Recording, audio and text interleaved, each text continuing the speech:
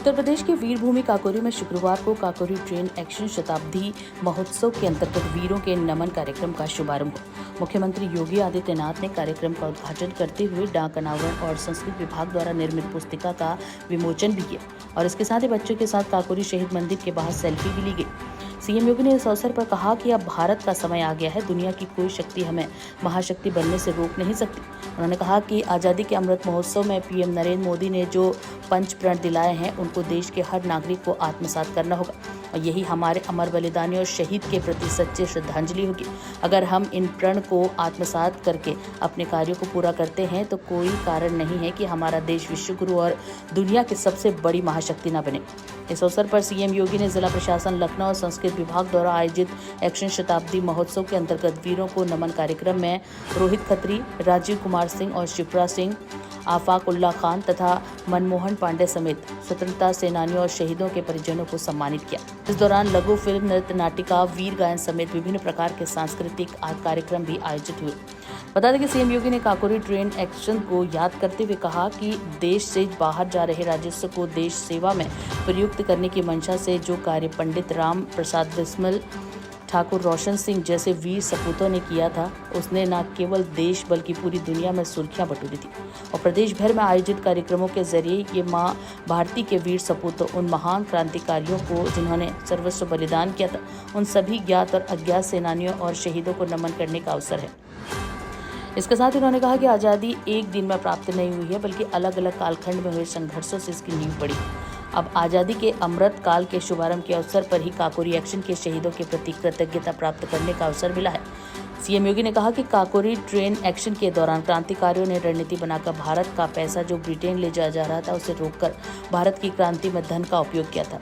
तब जो रकम प्राप्त हुई थी वो मात्र 4,679 रुपये थी, जबकि अंग्रेजी हुकूमत ने 10 लाख रुपए केवल केस पर खर्च कर दिए थे। घटना में बिना सुनवाई के ही वीरों को फांसी की सजा सुना दी गई थी और नियत दिन से एक दिन पहले ही फांसी देकर उस समय की हुकूमत ने कायरता पैदा कर दी थी।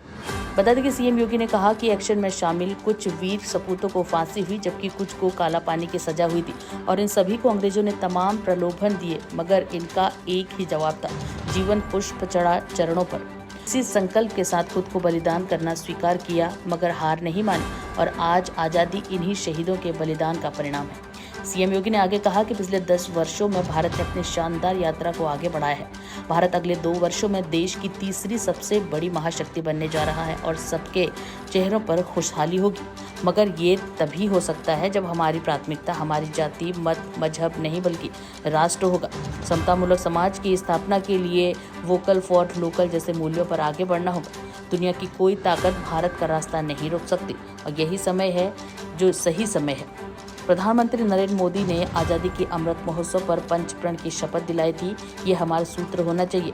हम भारत को दुनिया में किस रूप से शक्तिशाली स्पष्ट के रूप में स्थापित कर सकते हैं, इसका चिंतन हमें करना होगा और आज हम अपने कर्तव्यों का पालन करते हैं तो कोई कारण नहीं है कि भारत की उन्नति ना हो। सीएम योगी ने आगे कहा कि 1942 में 9 अगस्त के दिन महात्मा गांधी ने भारत छोड़ो आंदोलन का आगाज किया था और आज हर शहीद स्मारक पर राष्ट्र धुन के साथ विभिन्न बैंड की धुन बजेगी।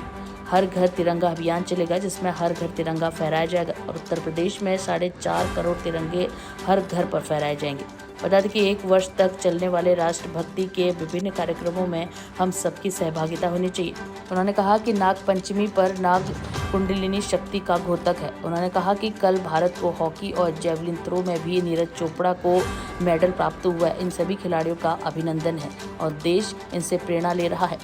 बता दें कि इस कार्यक्रम में लखनऊ की महापौर सुषमा खरकवाल, सदस्य विधान परिषद लालजी प्रसाद निर्मल, अमरीश कुमार, भाजपा जिला अध्यक्ष विनय प्रताप सिंह, लखनऊ पूर्व विधायक ओपी श्रीवास्तव, बख्शी का तालाब के विधायक योगेश शुक्ल, मलिहाबाद की विधायक जया देवी कौशल और मुख्य सचिव मनोज कुमार सिंह, पर्यटन विभाग के प्रमुख सचिव मुकेश कुमार मेश्राम, लखनऊ के जिलाधिकारी सूर्यपाल गंगवार समेत विभिन्न अधिकारी, नेता, अधिकारीगण, शहीदों के परिजन उपस्थित रहे। Bureau report, star Bharat news.